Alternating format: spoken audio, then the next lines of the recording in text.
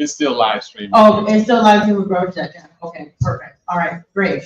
So for those who are joining us virtually, make sure to ask questions if they come up for you.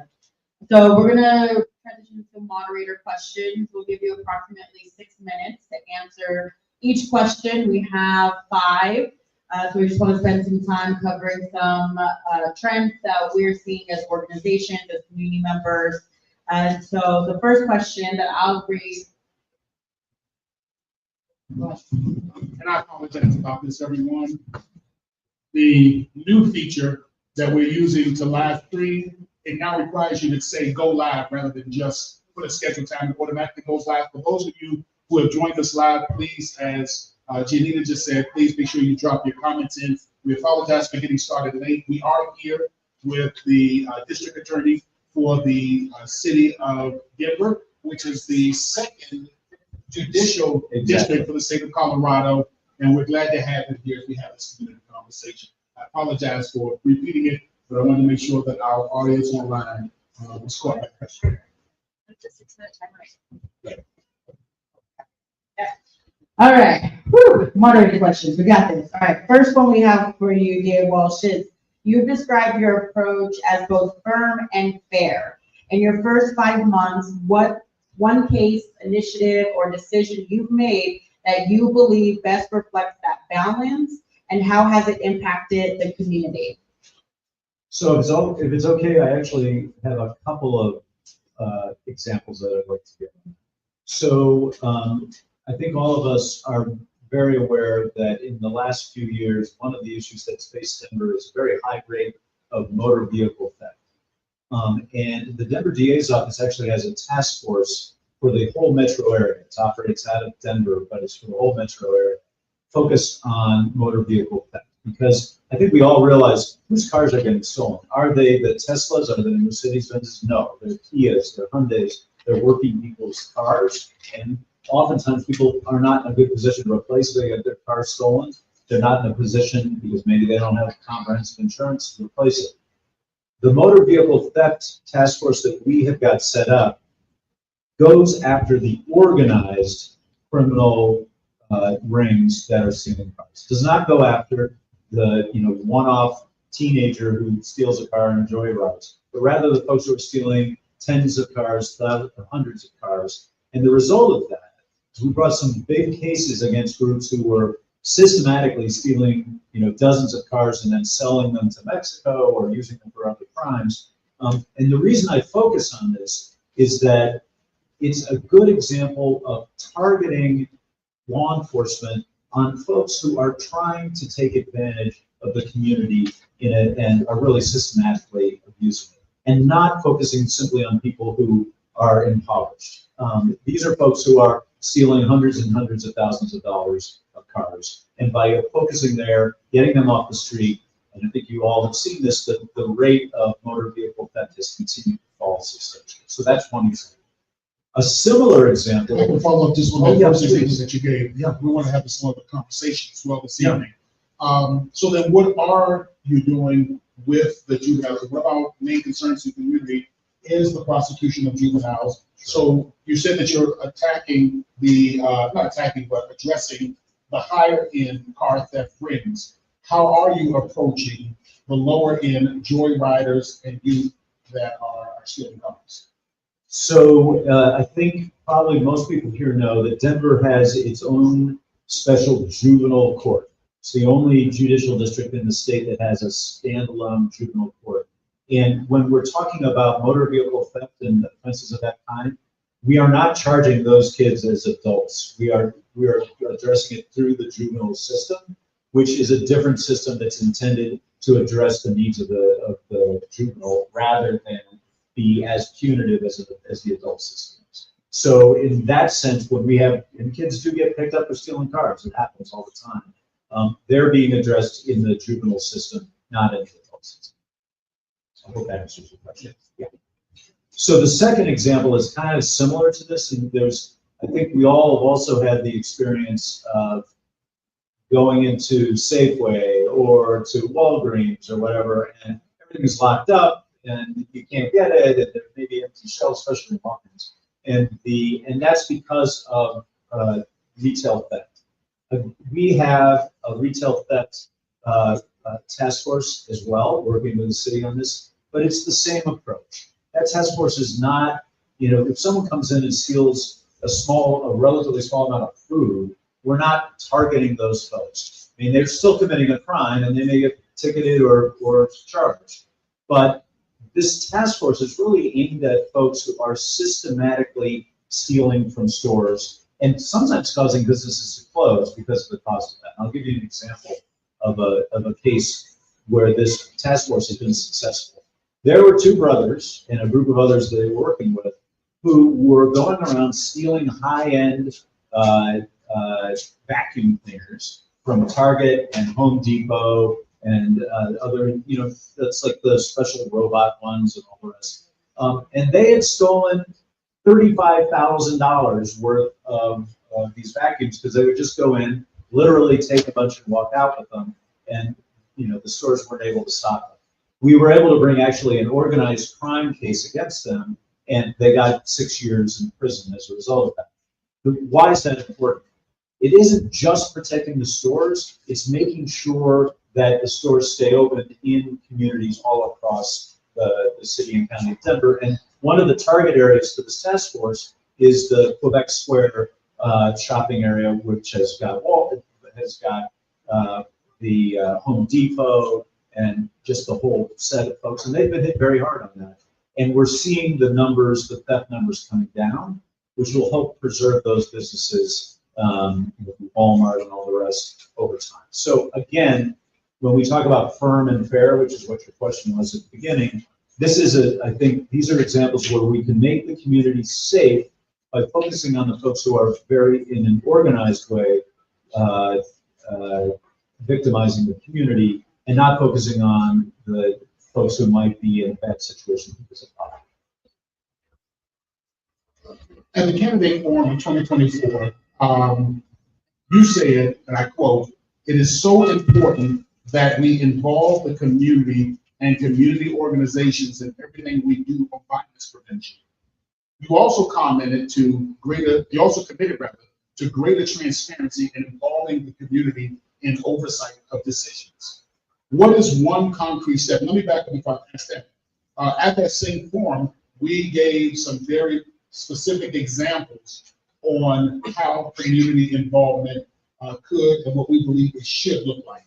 With that in mind, what is one or more concrete steps that you have taken since assuming office that reflects the commitment to community involvement and transparency in your decision making? Your predecessor had a community advisory committee, but it was just that, an advisory committee. So the community could, basically could give advice, and I can reference several specific cases where the advisory committee said, we don't want you to pursue this particular course of action. And we were told by your predecessor that, well, I defer to I defer to the attorneys under me the prosecutors under me who actually prosecute these cases. And so they believe that we should pursue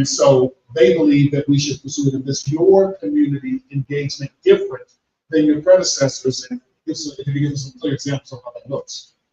So I first want to start off by saying that we have not, and I know this is one of the other questions that came up, we have not reconvened that same community advisory board. Mr. Aragon and I and others in the office have been looking at that and saying, okay, what's the best composition of who should be on that community advisory board? And we have not finished that process in that first 5 months. We are working on that, and we will do it, and we will get it in place so that we can continue with that community advisory board and continue meeting with that group. That's point number one, because I know that was a separate question that got raised, and I know some of the folks here raised it specifically. Secondly, with respect to what we are doing in terms of involving the community, in addition to a lot of meetings that I've been going to all over the city, up in Montello, on the west side, all around, I will say this. We are working very hard with the city and with the Denver Police Department on a program called GAIN, which is the Gun Violence Prevention Program, which is essentially, it's been proven to work very effectively elsewhere, that effectively identifies young people almost entirely who are most at risk of being victimized by gun violence or actually perpetrating gun violence, and offers them on an individual basis the opportunity to engage with service providers. So that includes groups like Struggle of Love up in Montbello, Lifeline, and other groups, Unidos. The idea being to involve those community-based organizations directly in providing services to young people to keep them out of trouble, to keep them out of violence, to keep them out of either being victimized or being involved themselves in some form of violence. The flip side of that program, of course, is that when we go to them, we say, look, we want you to take advantage of these programs. What we really want to be sure you're doing is not continuing being engaged in these violent acts. And we want to make sure that you know, to these individual people we send a letter to, that we're not, that they know that we're aware of their situation. So that's one very concrete step that we have. That's a new program in Denver, and we have jumped in with the city and county of Denver and Dr. Ben Sanders and folks to try to move forward. So I hope that's at least an example. So, And the reason that it's so important for us Yeah. that there, and when I say us, I'm speaking with people in our community consortium, is that when an individual is prosecuted, we say that the state of Colorado or the city of Denver versus John Doe. And so in very major cases, especially those cases that can be considered divisive, what is the process to actually ensure that your office is reflecting the needs and the desires? Because, for instance, and I know we'll get this later when it comes to the prosecution of Black children,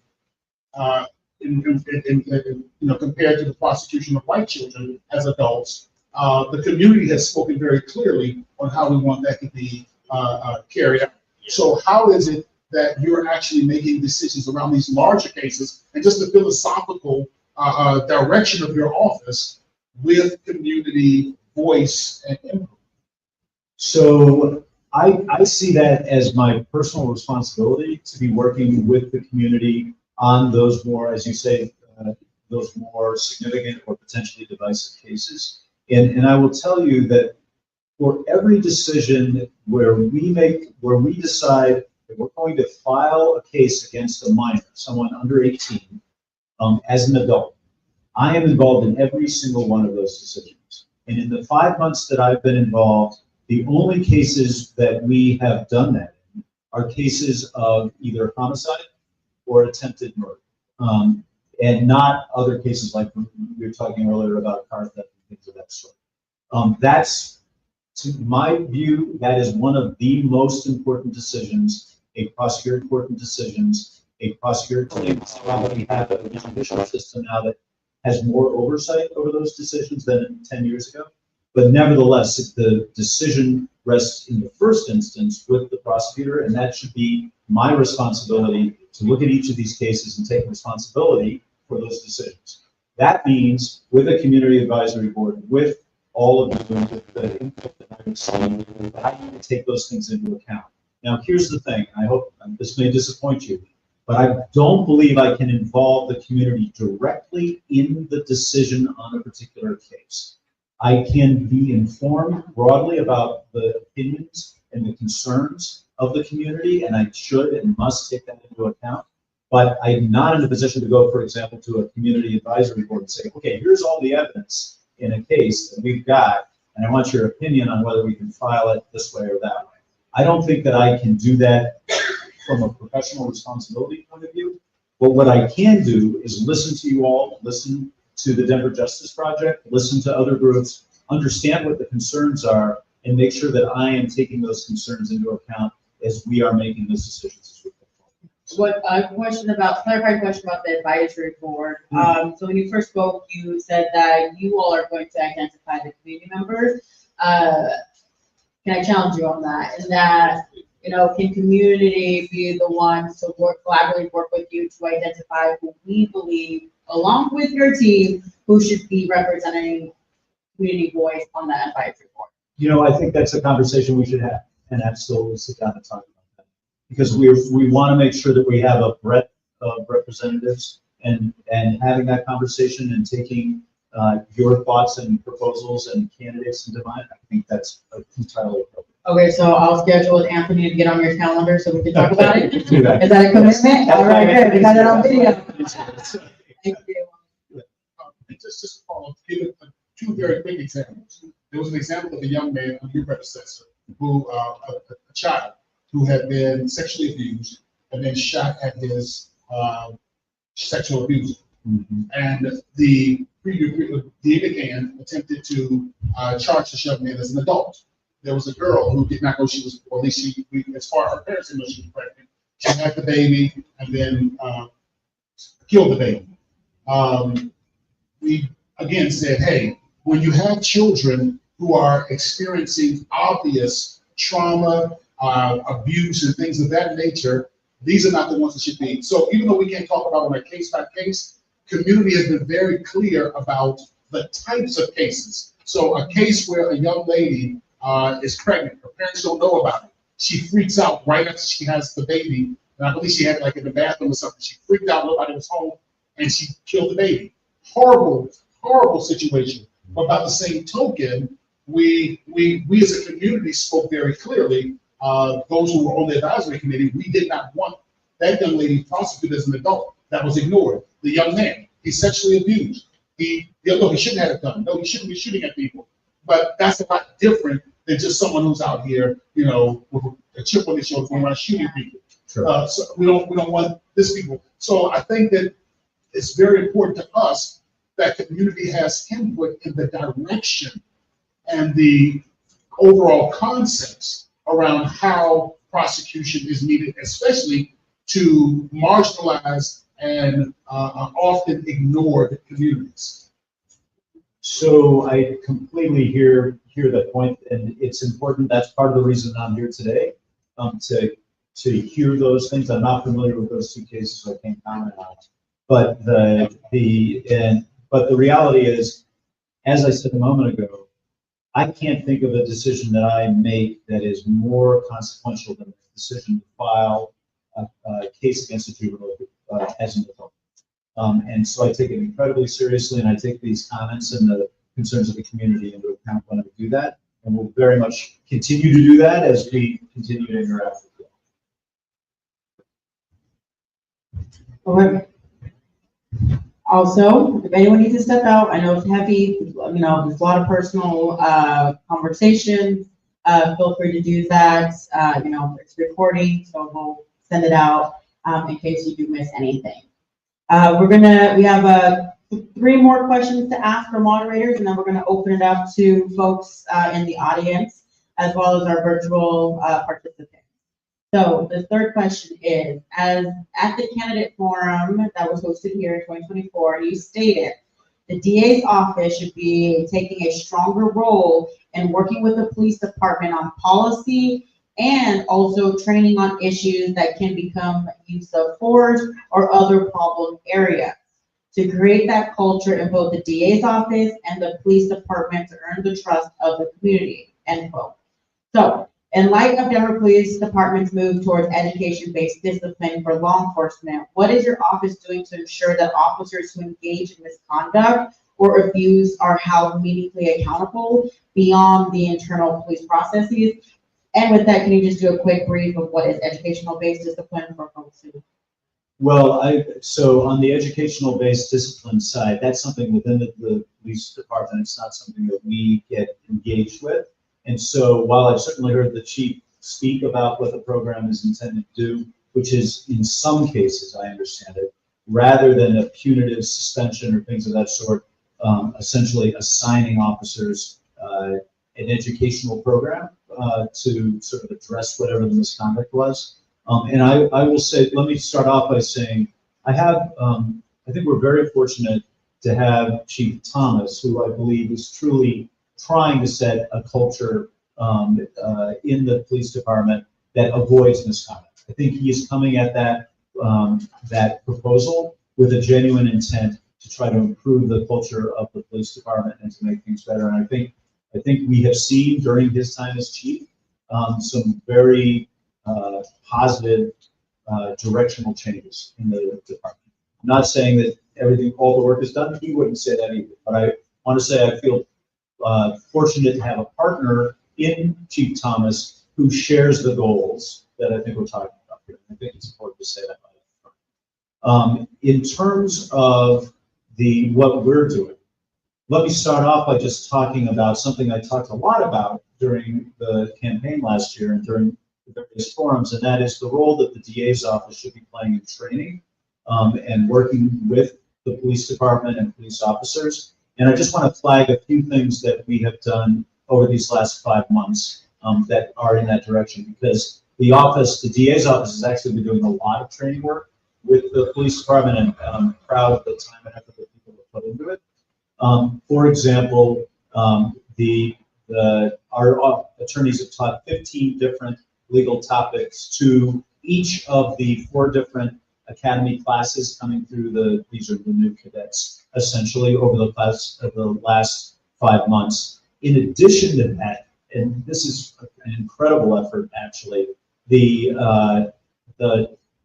our team went out and delivered a 4-hour training to every single officer about proper investigative techniques, how to improve the work that they did on discovery, in other words, providing information to the defense, and also just doing their jobs at a higher level of excellence. That was like 900 officers that received that training over the course of the last 4 months, and 42 different sessions. There was a lot of effort that went into that. In addition, our office has did a video that all officers at DPD had to watch, which was about proper vehicle searches and complying with the law when they're searching vehicles. And that's an area where certainly has been room for improvement.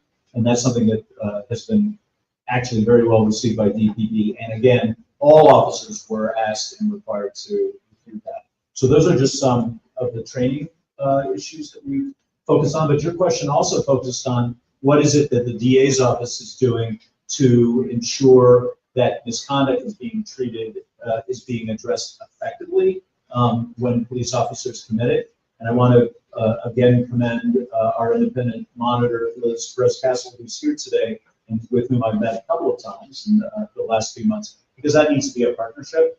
I have personally reviewed, the process is complex, as the independent monitor knows, but I have personally reviewed a half a dozen cases so far.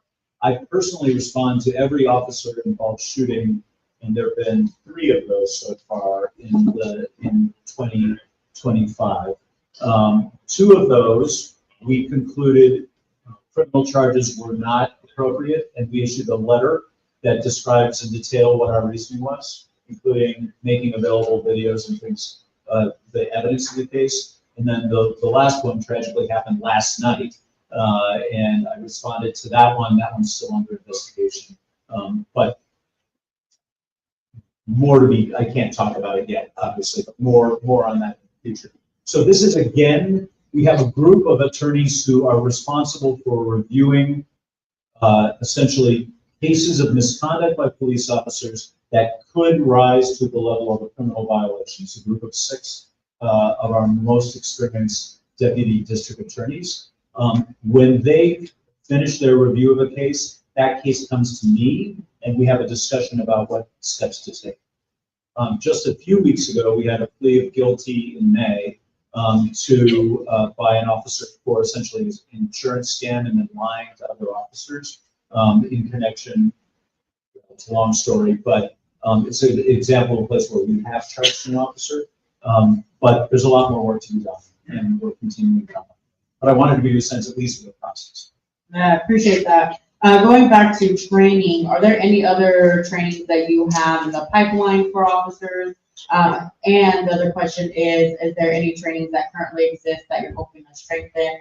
Oh, and another question, 3-part question here is there any training around immigration and the relationship or the relationship that should not exist between local law enforcement and immigration customs enforcement? So just quickly talking about the first two parts and the three parts, and then I'll come to the last one. The programs that I just described are going to be sort of recycling programs. In other words, there's a crucial need. There are new officers coming on board. They need the additional training and refresher courses for officers who've had it. There's another set of training programs that we've worked with DPD. We haven't done these trainings directly, but we've been working with them on, again, discovery, which is the legal term for providing all evidence to the defense, and to ensure that collectively the police department and the DA's office is doing a better job of providing that information. So that's another area. I'm open to suggestions on other areas that we could focus on. To go to the third part of your three-part question on immigration, no, we haven't had, our office has not been training the police department specifically on immigration-related issues. I know, however, that the department itself has very clear policies under state law and under city ordinance not to be providing immigration-related information to the federal government, especially in civil enforcement actions. Moreover, we do not ask, and I know the Denver Police Department does not ask, the legal or the immigration status of any person, defendant, victim, witness. They do not do that, and neither do we. We generally don't know the status of a defendant, whether they're undocumented or not, unless the defense comes to us and says, my defendant, my client is undocumented. I want you to, I've asked that as you think about plea negotiations, you take that into account so as not to prejudice my client. And we have a policy that permits our deputy DAs to take those potential collateral consequences into mind, just like we do for other areas as well. So I hope that answers your question.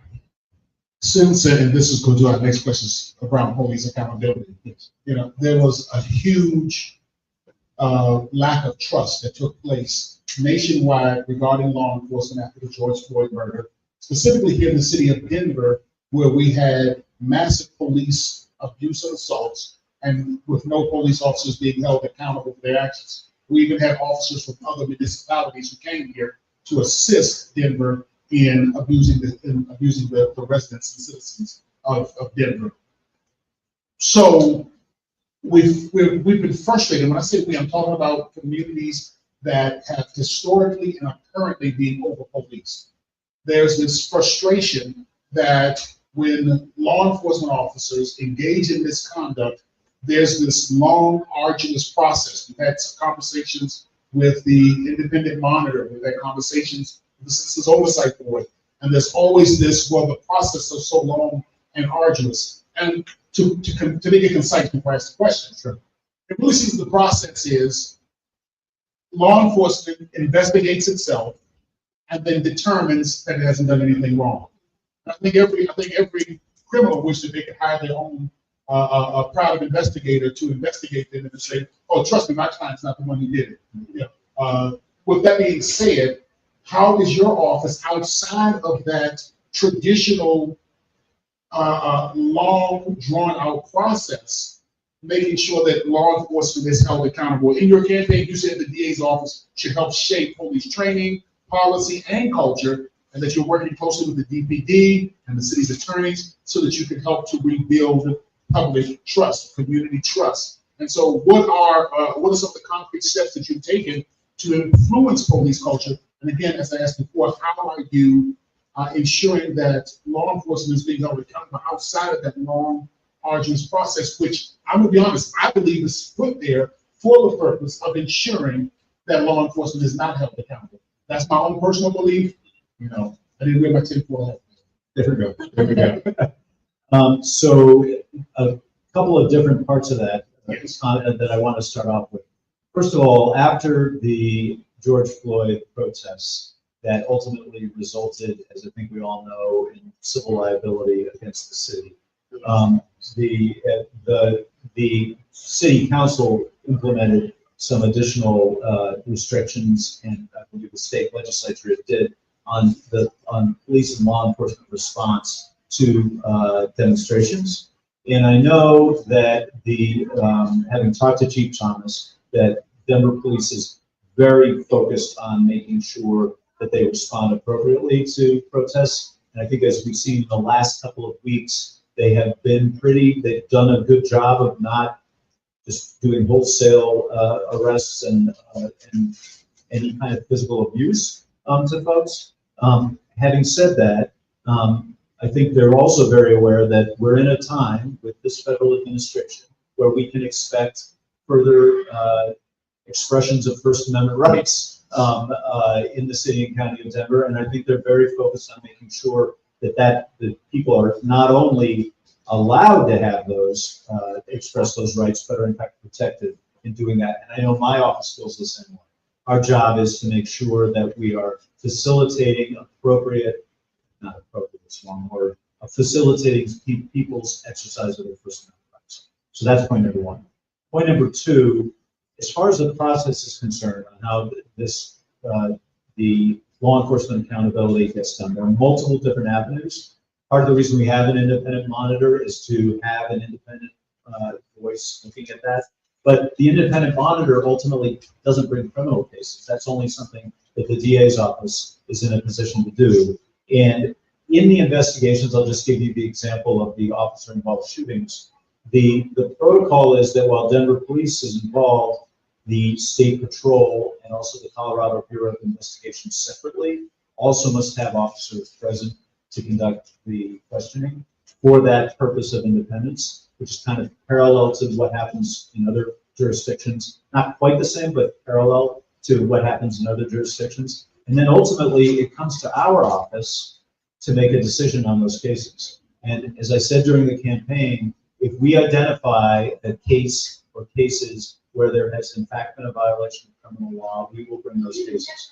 And that's how we are approaching these things, and that's on me. It's my responsibility, and you can hold me accountable for it. And I know you will. But it's important. I hope you realize that I listen to those things, and it's very important to me that we do that. So those are 2 points. The last point I'll say is that, without going through all of it again, part of the reason we've been doing this much training is we want to have that effect on a day-to-day basis with the police department to ensure that there is a culture of service and jointly shared with the DA's office to ensure that there's no misconduct. I do want to flag one other thing, because I know there are representatives of Together Colorado here. Together Colorado has set up this program, which is really a national trendsetter, where I believe it's called Before the Badge, which, I'm missing the second half of the program, Before the Badge and Beyond the Blue, where the first 2 weeks of the cadets' time at the academy, they get an explanation of community needs, the history of policing. They're actually given tours to different parts of the community so that they understand how varied and the different needs of the various parts of Denver are. And I mention this because one of the things that we are planning to do right now is to set up a similar program for our new district attorneys when they come in. Many of whom are almost as young as the brand new officers who come on board. They're in their early 20s. They may not be from Denver. They may be from someplace else. They may be from the suburbs. And we very much, I personally want to make sure that they understand that they come to Brother Jeff's, that they go to Montbello, that they go to the West Side, that they go and really have a sense of the entire community, and that they understand the community that they serve. And the question was around police accountability. Sure. And I still don't feel comfortable with the answer that I heard. We know that when it comes to DAs who are more likely to prosecute, and I'm going to trust that Dr. Calderon, the resident expert, was correct when she gave me the information that Black female district attorneys across the nation are more likely to pursue charges against police for misconduct, and white district attorneys are the least less likely to pursue. Did I get that right? Okay, she's nodding, so I feel pretty good. least likely to pursue charges. So the question is asked, and we've seen, because Trump was president when the George Floyd protest took place, we didn't see any significant changes under the Biden administration. So here we are again under another Trump administration, we're kind of back to square one. And the question is, how does your office, to what extent do you listen to the independent monitors or read independent monitors' assessment of what type of action should be taken when you are making your decision? How do you know, to what are the other processes that you use to ensure that it's not, again, internal affairs and the police department saying, we've investigated ourselves, we've done a thorough job, and trust me, we haven't done anything wrong, and now you just come to rubber stamp. So there's a lot there, and obviously, as I said earlier, I absolutely communicate with the Office of Independent Monitor. But I will say it's not that the independent monitor isn't commenting on our particular prosecution decisions. I don't want anyone to think that that's happening. To follow up with your question, I will say that what we have within the DA's office is a group of deputy district attorneys who specialize in looking at these cases and making decisions about police misconduct cases. And all I can tell you is that we are looking at these cases individually and making the best decisions we can based on the facts that are before us. And I'll give you one other example. This goes to transparency, because I know this is an area of concern. Right now, the DA's office does not have on its dashboard sort of this data on the cases that we've reviewed and whether criminal charges have been brought or not. We are actively working to integrate our system with the DPD system so that we can include that on our public database, just so that information is out there and people can make their own decisions. Turns out to be more technically difficult than I realized, but we're engaged in conversations now to make that happen. Is there a timeline? My goal is before the end of the year, but I can't give you a precise time. Briefly, a clarified question. Who developed the curriculum around the history of policing? I believe it was Together Colorado that did that and put that together, and it is a very in-depth, and I'm sure they could comment. I've actually attended one of those sessions, and I think it goes into great detail about how policing evolved in the United States. Going to the slave patrol. I'm sorry. Does it go into the slave patrol? It does. All right, so last moderator question, and then we're going to open it up to folks in the audience. Going back to talking about our young people in Denver. So again, in 2024, you spoke about the need to break the school to prison pipeline. That's been a consistent conversation for decades now. And to quote you, you said, we need to work hard to ensure safety in an intervention way that certainly doesn't recreate that school to prison pipeline. And we know, and yet Black and brown youth continue to be disproportionately overrepresented in the juvenile justice system, and they're disproportionately overcharged or prosecuted as adults as compared to their white counterparts. And so what specific steps are you taking to ensure that your office charging decisions and youth interventions align with the commitments you've shared previously and today around fairness, around dismantling those practices, and so that way, the over-criminalization of Black and brown youth are not continually perpetuated? So let me start by, again, just noting on the decisions to file cases against juveniles as adults. I review every single one of those cases, and we limit those cases to the most serious offenses. So we're not talking about the schoolroom fight, the schoolyard fight. We're talking about gun violence. We're talking about homicides. We're talking about the most serious offenses. Because I do believe very strongly that has to be a very, very specific and focused decision. So that's point number one. Point number two is that we do not, in our juvenile unit, I will tell you, and you probably are aware of this, when the school resource officers went back into the schools, in some schools, in the last couple of years, Chief Thomas has been very careful about making sure that the same level of criminal ticketing that existed previously doesn't replicate itself. And those numbers are in fact much lower than they used to be. But we take a look at those cases carefully if they come to us. Some of them go to the city attorney's office. Some of them come to us, and we take a very careful look at those so that we are not, that we are doing our part to ensure that we're not over criminalizing. I'll give you one example of a great program here in Denver that I think is an example of a good direction we should be taking. It's called the Handgun Intervention Program. It's focused on young people who have been charged with a firearm offense, but it's possession of a firearm, illegal possession of a firearm, not shooting somebody, and who generally have no prior criminal record.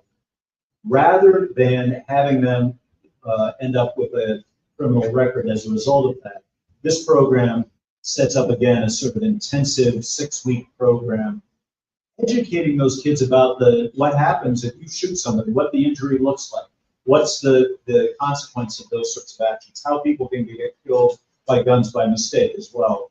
And that program has, at the end of that program, the kids who successfully complete it get a deferred judgment and do not have criminal record. At the end of the day, their case is dismissed.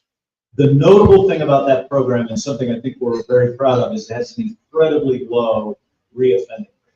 It's less than 10%. In other words, those kids are taking the educational process to heart, and they're staying out of the criminal system after they go through that program. That's the kind of thing that I think we should absolutely be focusing on going forward, because it's a dangerous thing. If you have a 16-year-old with a handgun, even if they got it because they think they need to protect themselves, it's a 16-year-old. If my 16-year-old son had a gun, I just shudder to think what could have happened along the way. Not because he was a bad kid, but because 16-year-olds and guns just shouldn't ever mix. And we're trying to make sure those kids, if they get involved in that, don't get pulled up into the criminal justice system.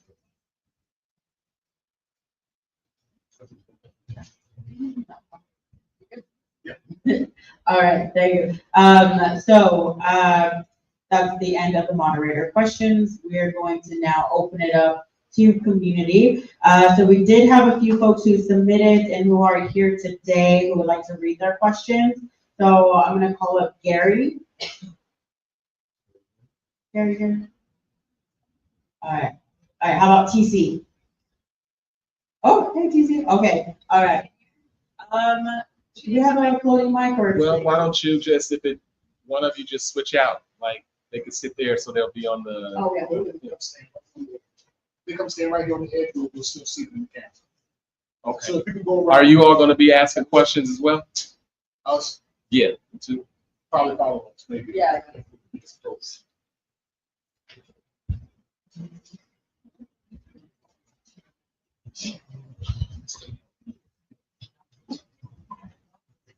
Hi, Gail.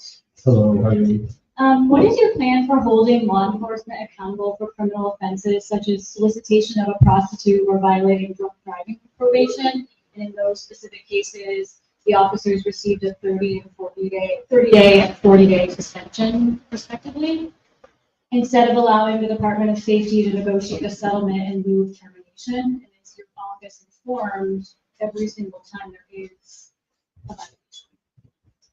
So we don't get involved directly in the sort of internal discipline process, so I can't talk about that. But if there's an officer who violates the criminal law, like in those examples that you gave, those are cases that may come to us if they don't go to the city attorney's office, and we will of course prosecute them like we would any other case. And I know that those offenses happen, and I know we have charged. Not in the last 5 months, but I know the office has charged those cases in the past, and we of course will continue to do. Thank you, TC. And then we also have Jesse.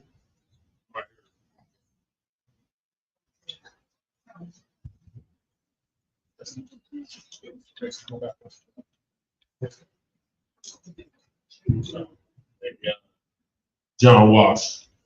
We meet again. We really haven't seen you since the last campaign, so It's good to see you in the community. My question was about the advisory board. Me and my lady both, that's girl, Lady Shay, we both served on that board, and we would like to serve on the board, again, because we have lived experience with everything that our youth are going through. We've been on house, we've been through the criminal system, criminal injustice system, all of that. So, and we're rooted to this community. So we would like to be on that list, to be included on it. There should already be a list already out. Angela Padilla should have the list of everybody that was on it. Brother Jeff was on there. There was several, Leon Kelly. There were several community members that were already on that board. So I would hate to see us get replaced with somebody that's not rooted to the community and doesn't have good experience with what we're talking about this evening. So can we get a guarantee from you that we're going to stay on that board? Well, yes, you can, but we're gonna work our way through that because we're considering what the full complement of folks on the board should be. Great. We did get a question online, going back to immigration. So, Brother Jeff, let me know if I got this correct. Can you share your thoughts on the recent deportation and detainment of folks who are undocumented in our community, as well as those who are documented citizens, and then getting detained and around immigration and protests, et cetera?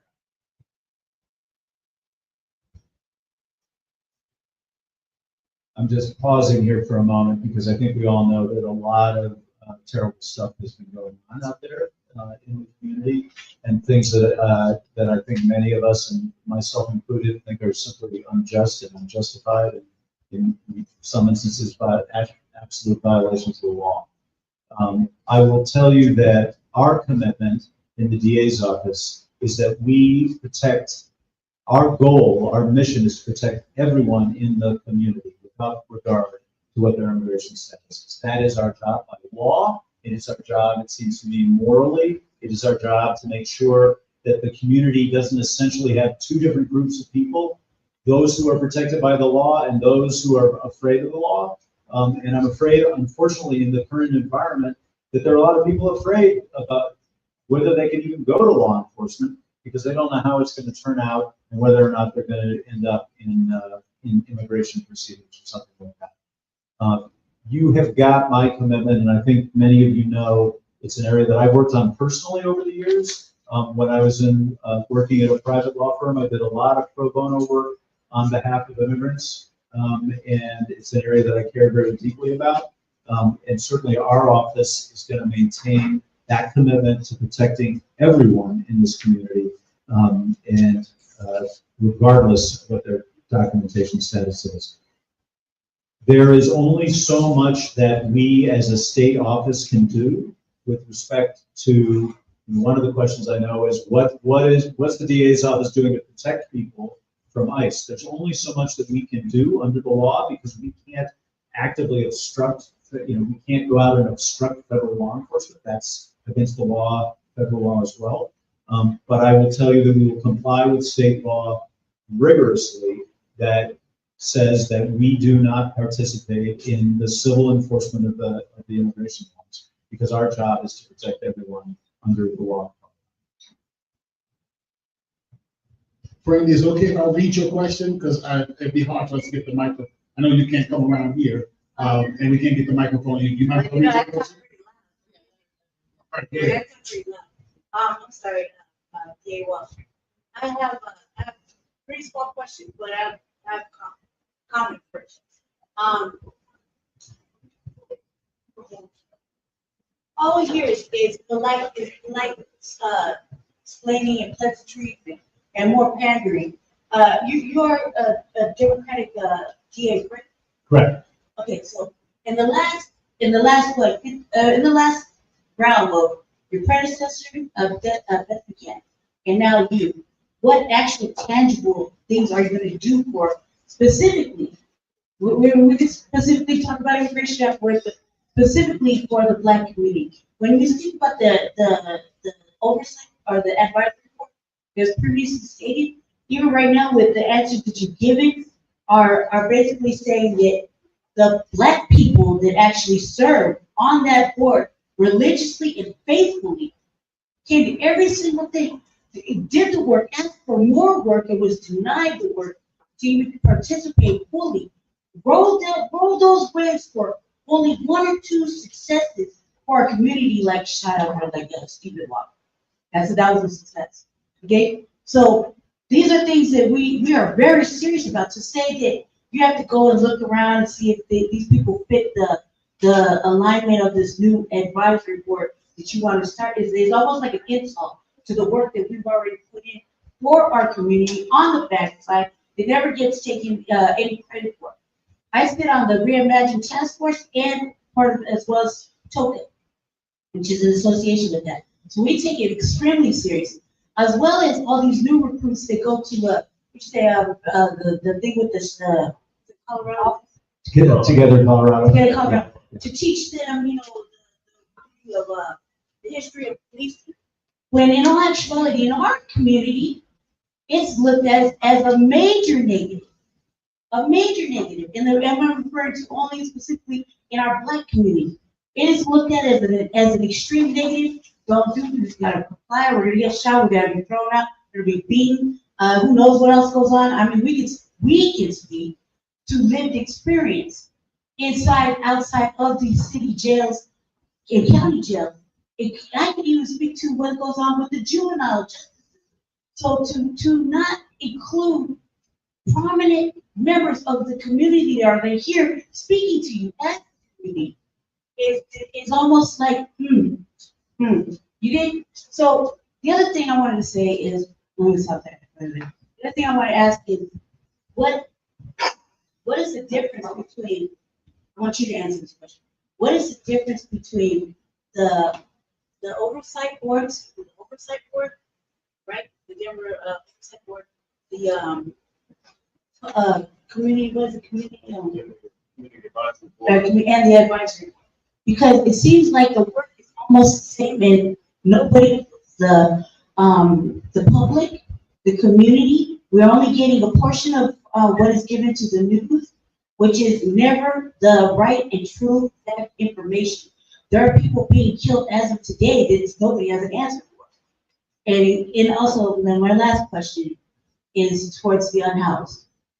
What are you doing to correct re-entry with the juveniles coming from the government programs, re-entry into our community, to the adults and anyone else suffering any injustices that have to re-enter without knowing that they're coming back to an unhoused situation, so that they don't have to re-offend, to feed themselves or keep a shelter over their head.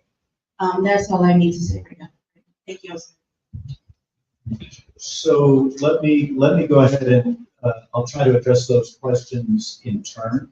First of all, I'm so sorry if you felt that that's somehow an insult that we're looking at what the composition of the board should be. That's not intended as any kind of a criticism at all of what the board has done before, but rather an opportunity maybe to bring new people in as well.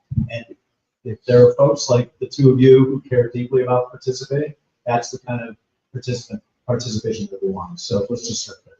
Second, with respect to your last question about reentry, especially for young people, one of the things that the Denver DA, I'm automatically on the board of a group called Caring for Denver, which was set up by Leslie, originally was championed by former Representative Leslie Parra, which essentially is a grant-making group to assist people with substance use disorder problems and mental health issues. And that very much includes grants to groups like Urban Peak, which focuses on the needs of homeless young people.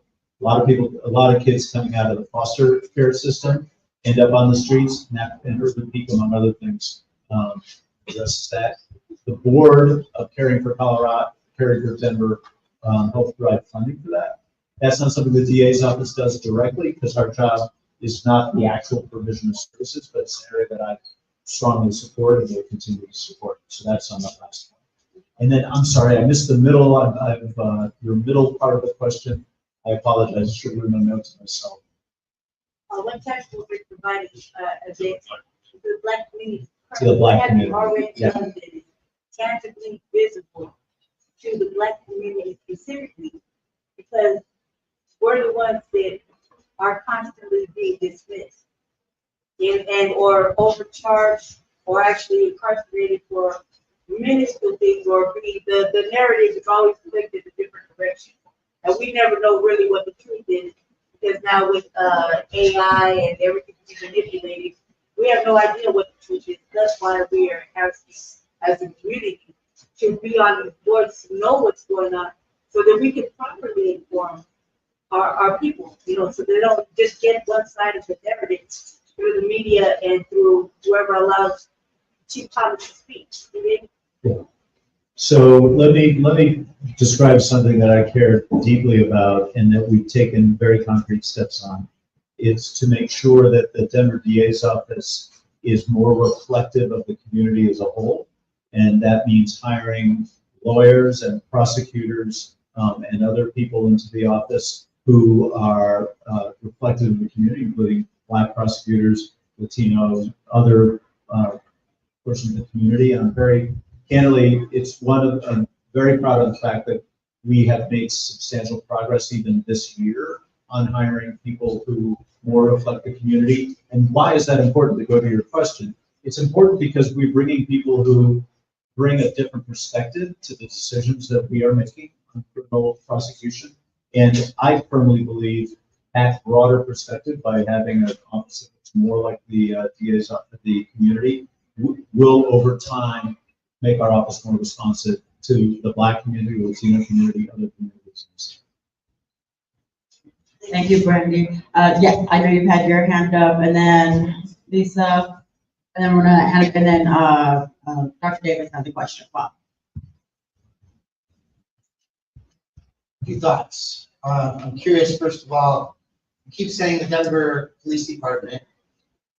Do you not have any oversight and involvement with the Sheriff's Department? Oh, we do as well. Okay, and I want to highlight this because the answers you've given today regarding the sheriffs or the Denver Police Department, not applying to the Sheriff's Department in all these cases.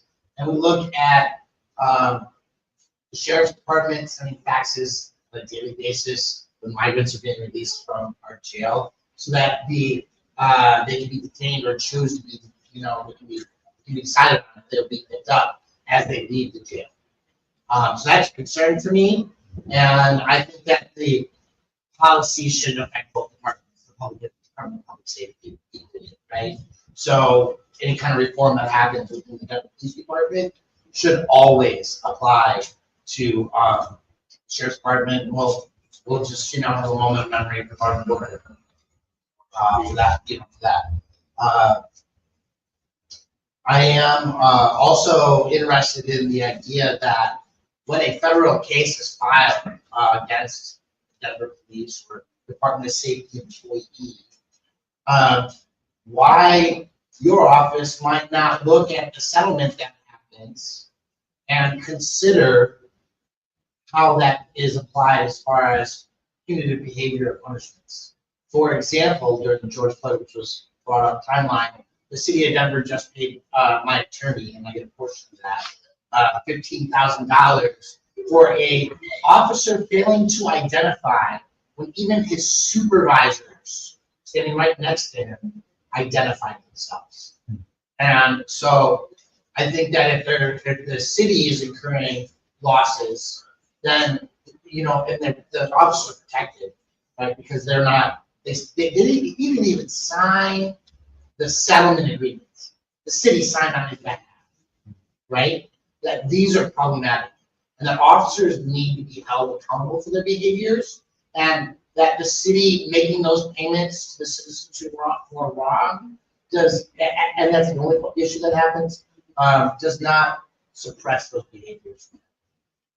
So I want you to consider how the federal lawsuit process can be applied by the district attorney's office to help ensure that our officers are held accountable for the behavior.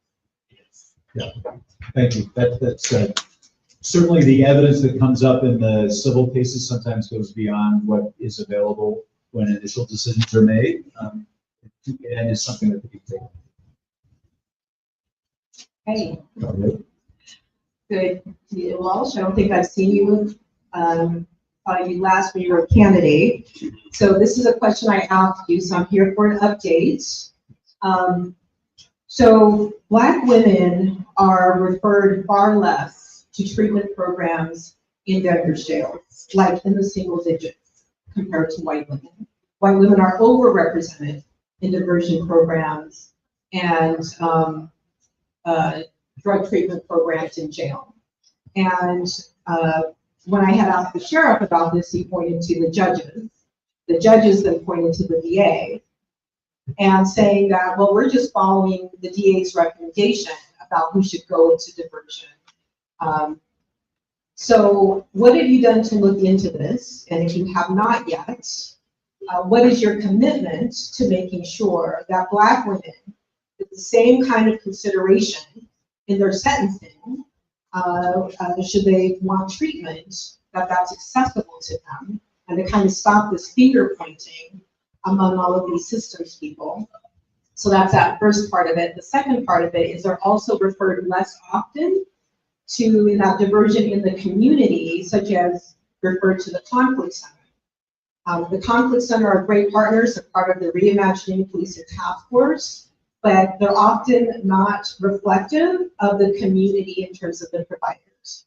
And we have lots of community providers who could be doing that kind of work with the youth, with families that don't ever get those referrals from the system, even the Reimagining Policing Task Force.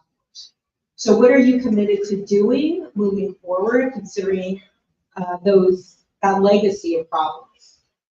So let me take those two questions in turn. First of all, on the question of treatment in the jail for Black women as opposed to white women, I will look into that. I have not specifically looked into that treatment process in the jail.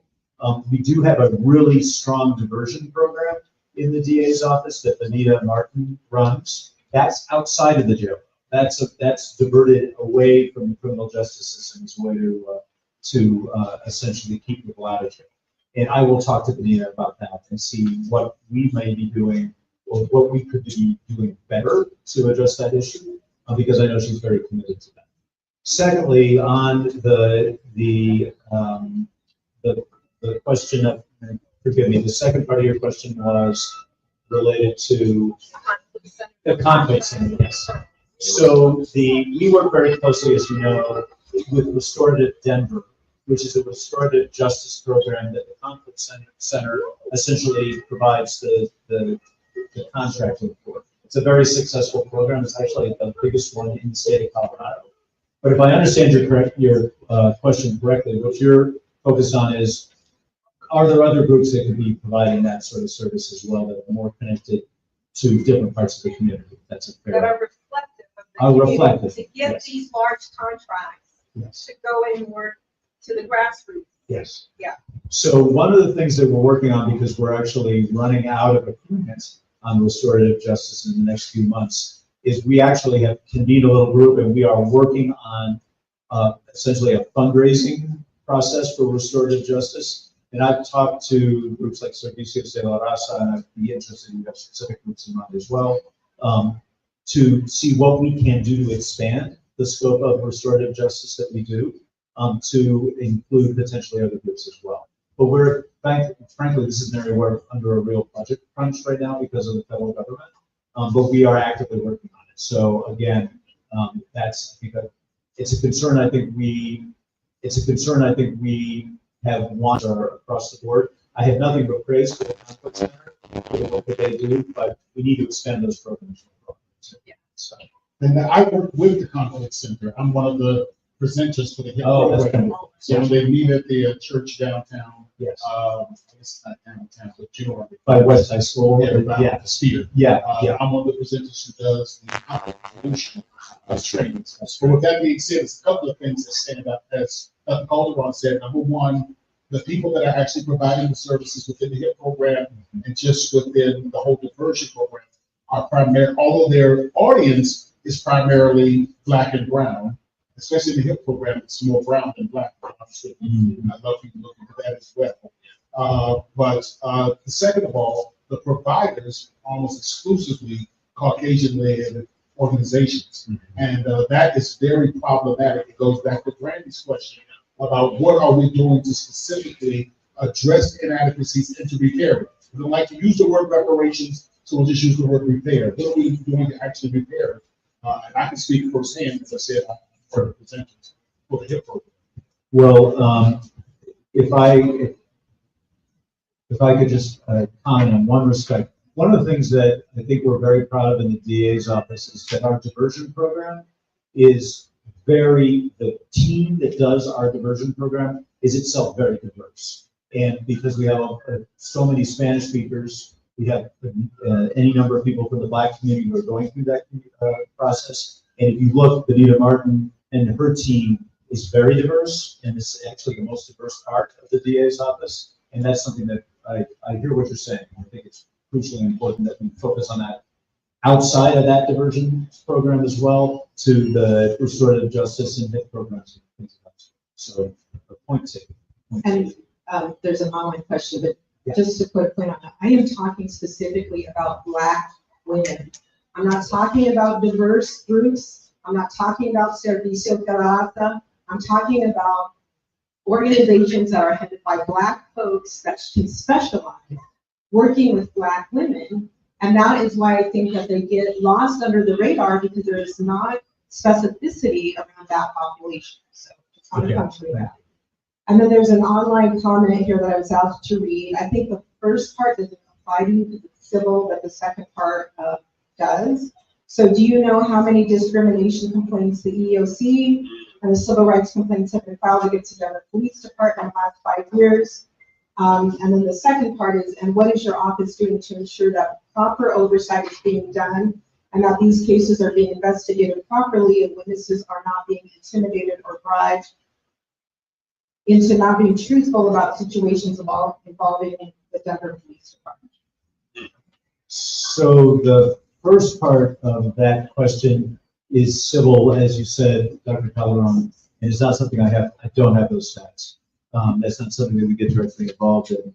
Certainly, if we ever became aware of witnesses being intimidated or bribed, those are criminal violations, and we would be investigating those. I have not, I will be very direct in saying I have not seen those allegations come across my desk. If they did, we would absolutely address them. And if there's specific instances that people have in mind, I'm all ears and happy to hear about them.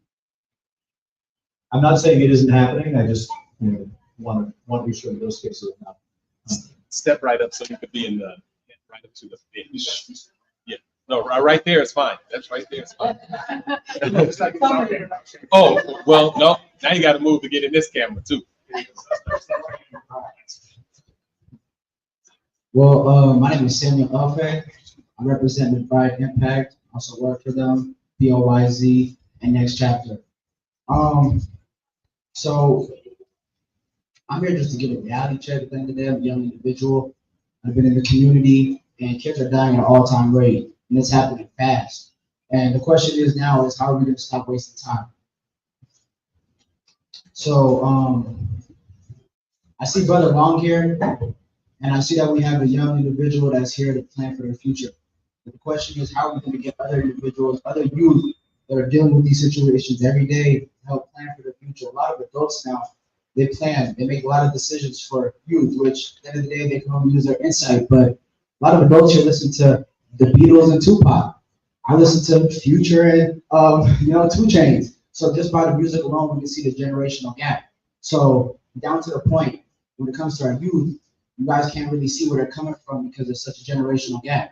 So how can we bring them on these boards, or not even just on these boards, but how can we work with them so they can start making decisions for their life?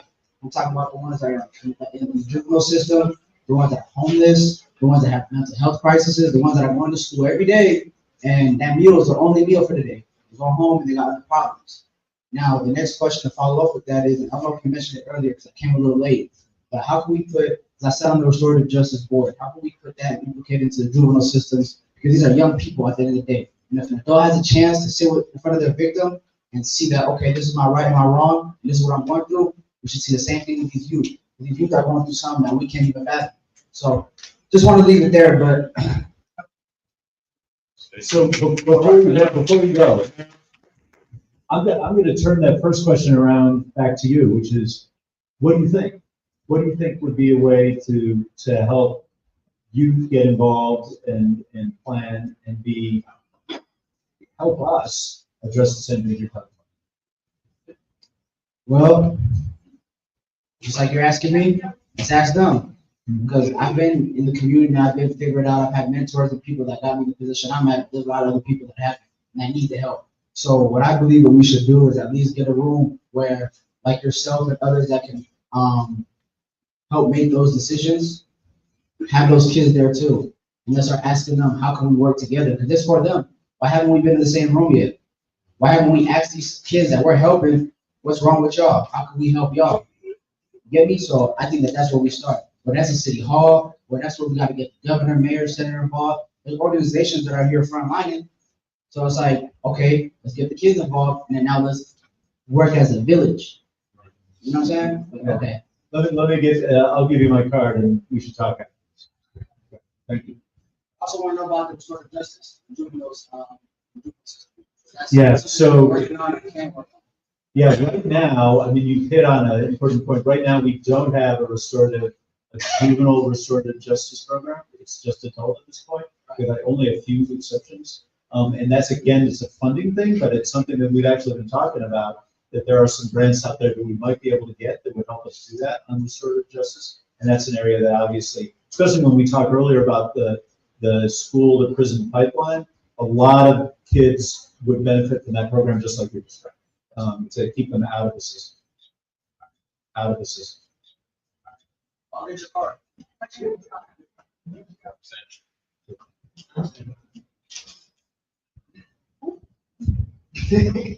My name is Helen Bradshaw, as you know.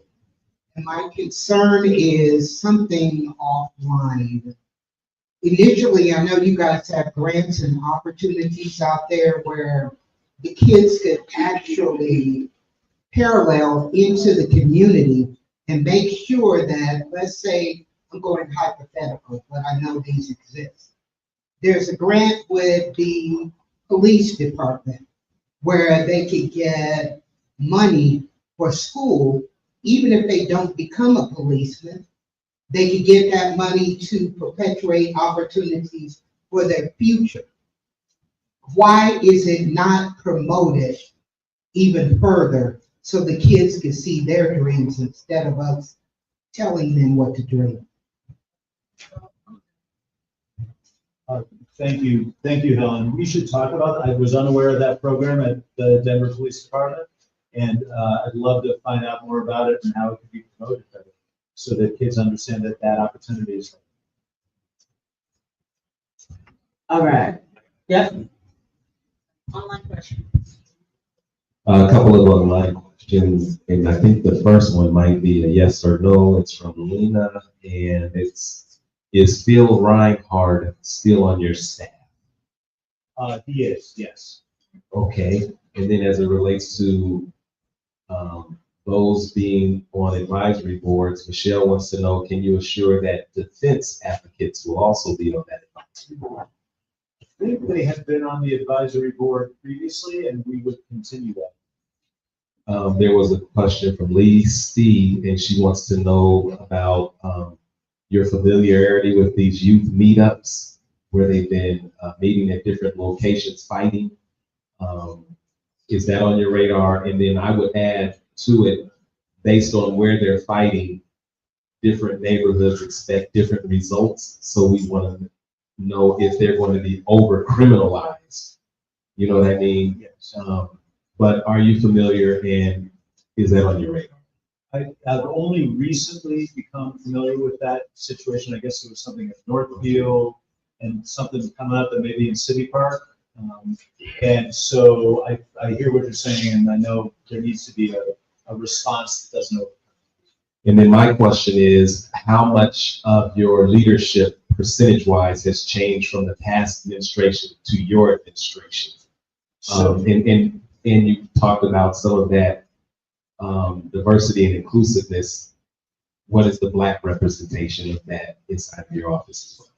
So on the leadership question, there are on what I would call the top leadership group, there are 9 of us altogether. 2 of those folks are Black. We have a Latino as well, and the rest are white. But I am proud of the fact that we hired Judge Gerald Shockley, a Black judge from the bench, Denver District Court bench, to come in as one of our top prosecutors. In fact, I think today he is the top ranking Black prosecutor in the state of Colorado. And that's something, he's an extraordinary talent, and I'm very happy that he was willing to come back to the DA's office.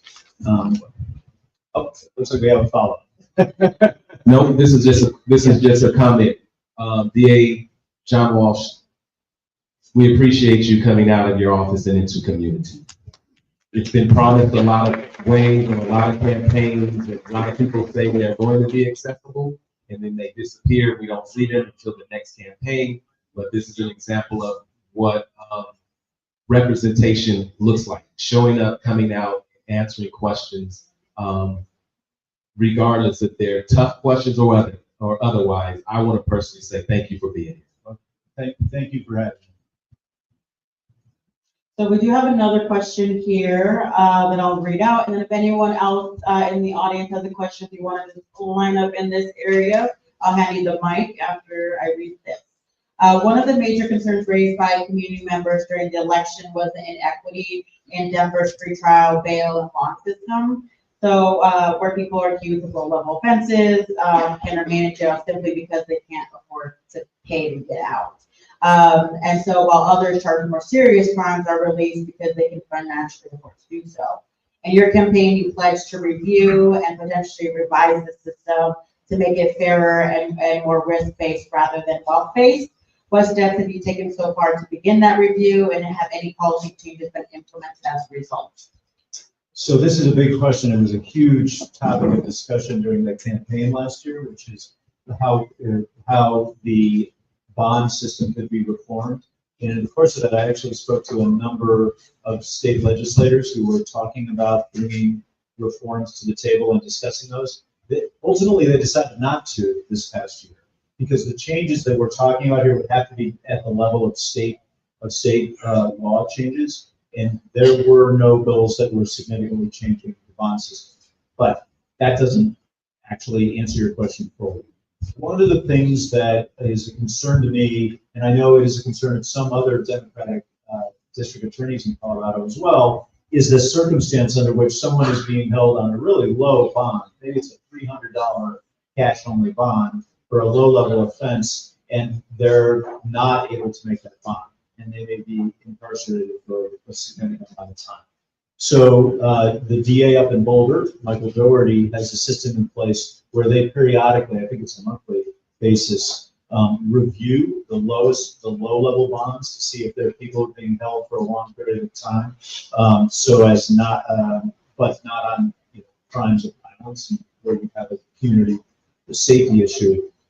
We have begun discussions with the Sheriff's Department to institute a similar process in Denver, to be looking at those low-level bonds where somebody, for a relatively small amount of money, is being held in jail, where there's not a public safety issue, so that we can be adjusting that. And I know that Sheriff Diggins is very committed to making sure that the way that the Denver jail works doesn't end up doing that. That's a first step. It's not a complete solution to the situation, but I will tell you, and we talked about this last year, both Illinois and New Jersey, those states have had substantial bond reforms.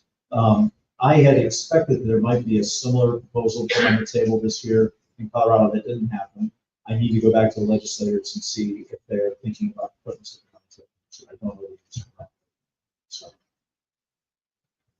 One of the questions that we wanted to address was when it comes to black gun owners, typically face, and the numbers are staggering, that when black gun owners exercise their right to self-defense, they're more likely to be charged with criminal charges of murder, assault, or whatever it may be. And so black gun owners face immediate, this comes from Nick, black gun owners face immediate overcharging and criminalization when they exercise their legal right to self-defense, treatment that is not applied equally to white gun owners.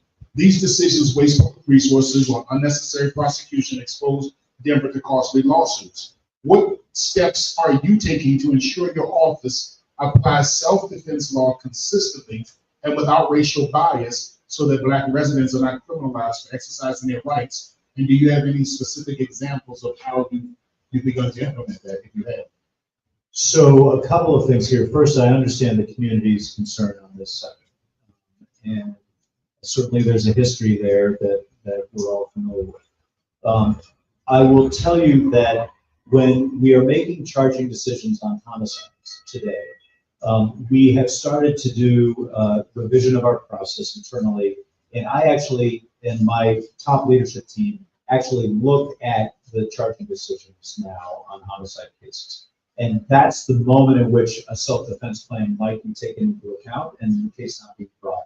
I will tell you as well that because we're looking at that, I can think of two, and I'm not going to get into details for privacy reasons. Think of two examples in 2025 in which we refused a case because of a self-defense situation involving black gun owners. We are looking at those, and you have my commitment that we will look at those in an even-handed way, and we will not be disproportionately, let's say, failing to take into account legitimate self-defense arguments based on race. We would never do that. And because I'm more personally involved in this, I think I'm in a good position to make sure that we follow that.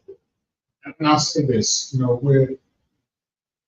nothing is ever about race, and everything becomes about race. Yes. So what I mean by that is, we can never point to the person who is the racist. No one can ever point to a racist and say, that's the person who's the racist, and that's the person who's responsible for ensuring that African Americans are over prosecuted in this city.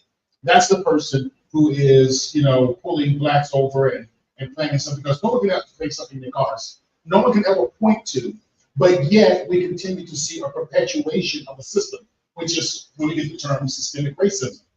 So the question that becomes is, how does a DA's office, and yours in particular, address the systemic aspect? What I mean by that is, there's a lot of components at play here.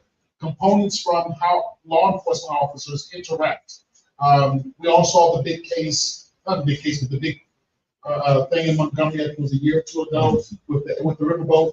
The white individuals who were blocking that boatway, the year before that, the boat captain said the year before that they had stolen a city golf cart that's used to help the elderly and the handicapped. And the law enforcement officer said, well, this was a prank.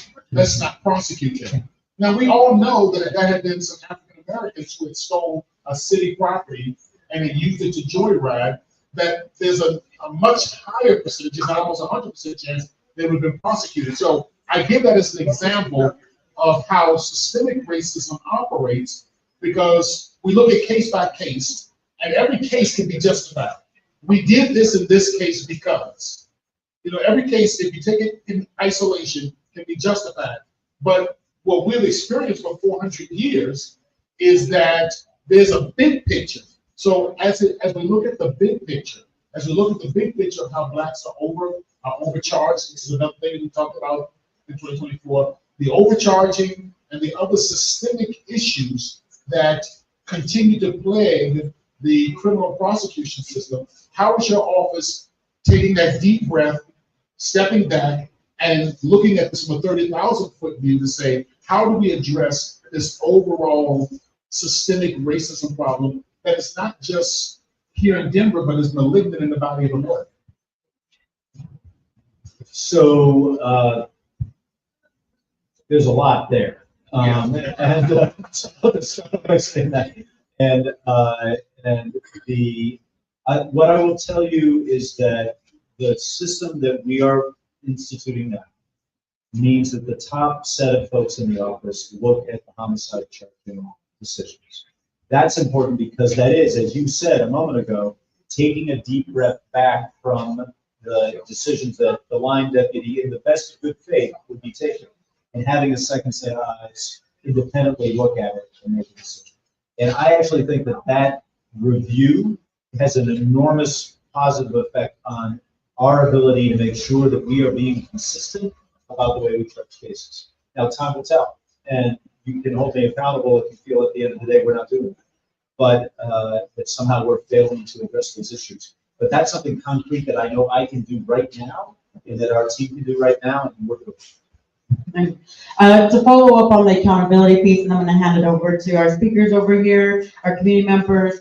The other side of accountability is transparency, right? We're talking a lot about transparency. So to dig a little deeper, I've talked a lot about accountability. Let's talk about what first. Okay, brain, let's wake up. So we need transparency around charging decisions, right? As communities, to understand, to see the trends, to see where you and your office stands when it comes to accountability. And so how can those charging decisions be made public? Is it at the dashboard?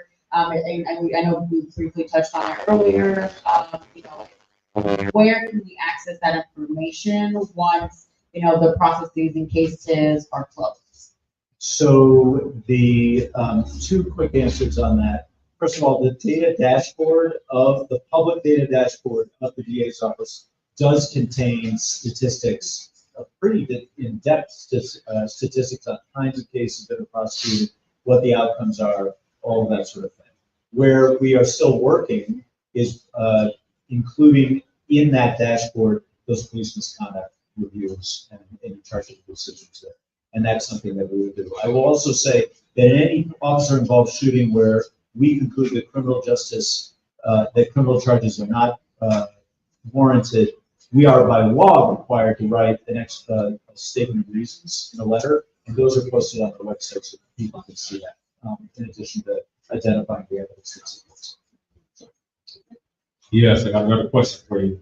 My question is, what are you gonna do to make sure that this officer independent monitor actually has some teeth to it, and will actually prosecute officers for wrongdoing?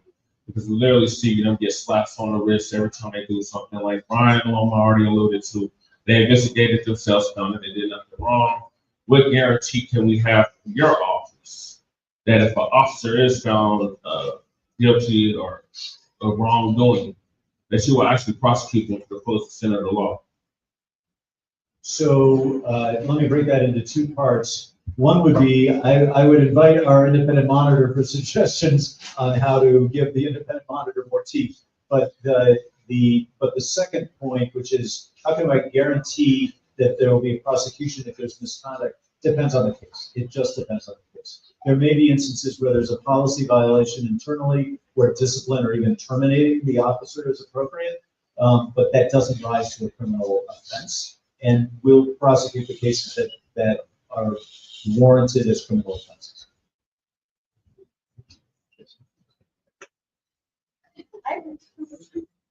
Hey, John. Good. My name is Jason McBride. For those that don't know, John, we've met before, and we really appreciate some of the things that you're doing, and appreciate you being here. First, let me say that young man right there, Sam, has been in the McBride Impact Program for 8 years, and he was system involved.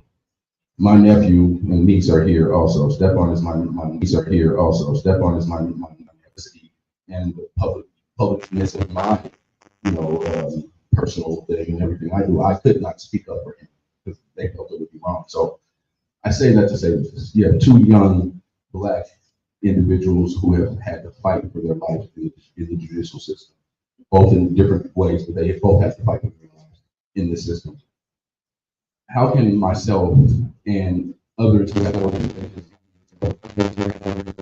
a stronger relationship with your office to prevent these things from happening, prevent the Northfield situations, prevent me from having to bury 6 kids this month, right? So how can we do it?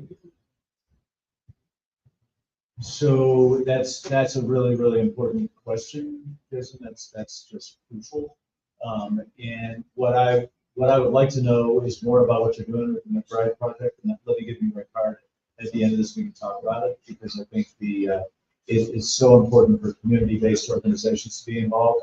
Your example of the Northfield situation is a perfect example of that. So let's have that conversation.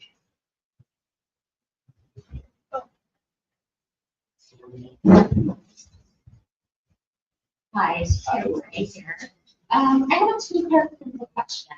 The first part is that quite a bit of prison admissions in Colorado come from probation and parole violations, more specifically technical violations, not necessarily new crimes.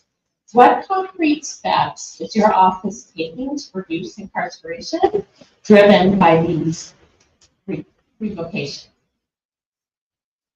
So that's a conversation that we should have, because that's an area that is often run through the system pretty automatically, and so we should have a conversation about that to identify. I think there are a lot of technical violations that in the city and county of Denver, at least, are not resulting in people necessarily going right back to jail, and that's a resource issue. But statewide, I can't speak to. So, but I'm happy to talk about that. And then the last one is going back to the dashboard. I know you mentioned coordinating with BCD, but are there any efforts underway to publicly track and report data on the supervision, revocations, and diversion outcomes so that community can assess whether the reforms of your office are actually reducing incarceration?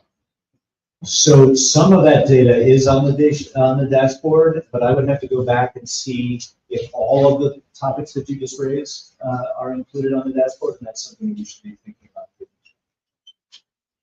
All right, our last question. Nope, go. Just a follow-up question to a previous question as well as mine.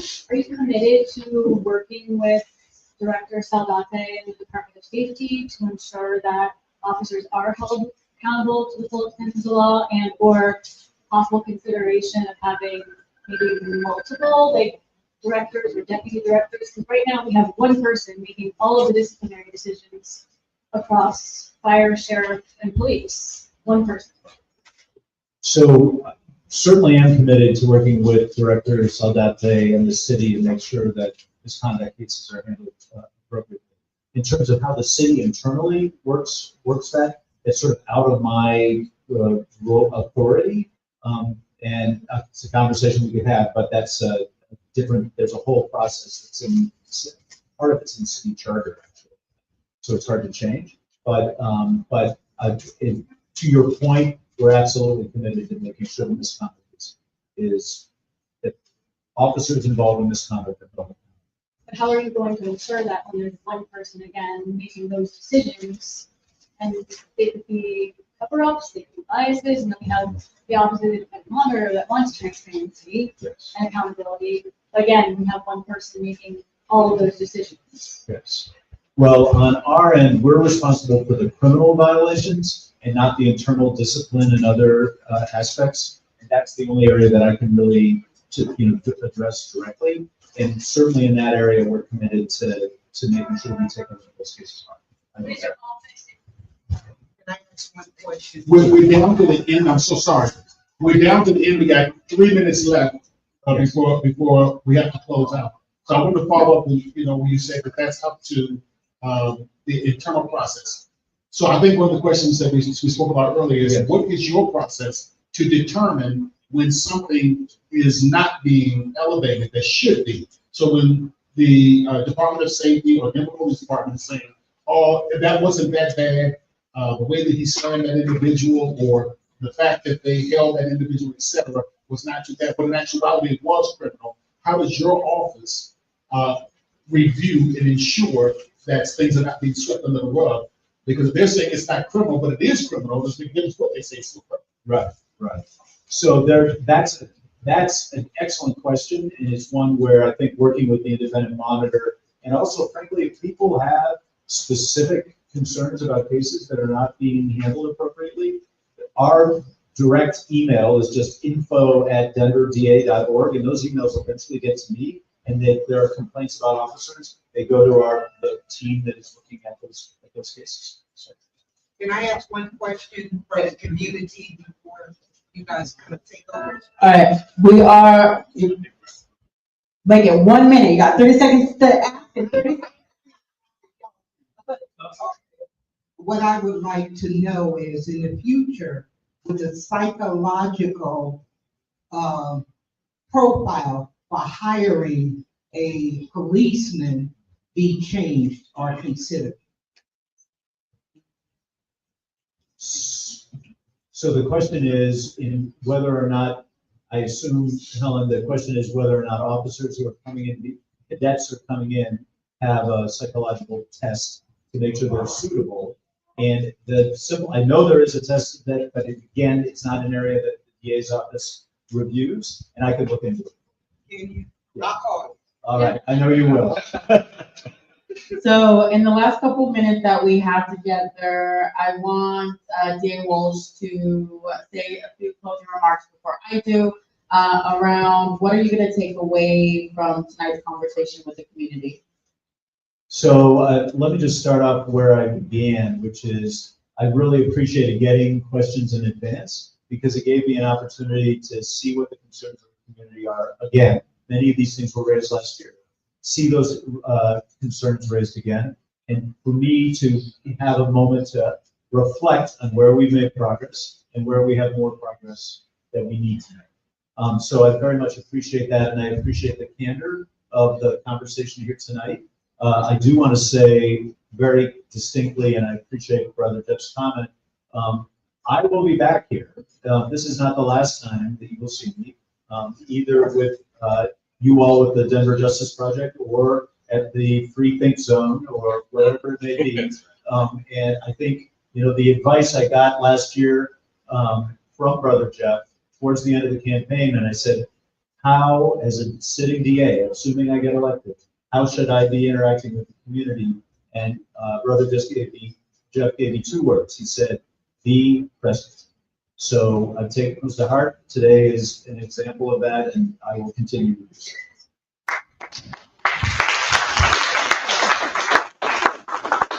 Took my talking points. Great.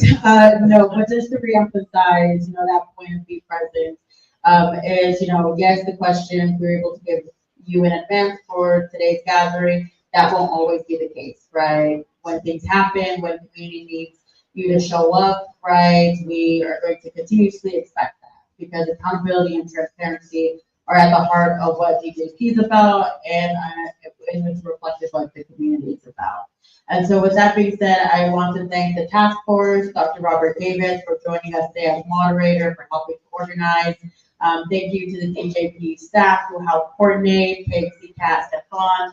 And, as a community, let's continue to make sure our elected officials, appointees, folks who serve in public servant roles, make sure they remember who the real boss is.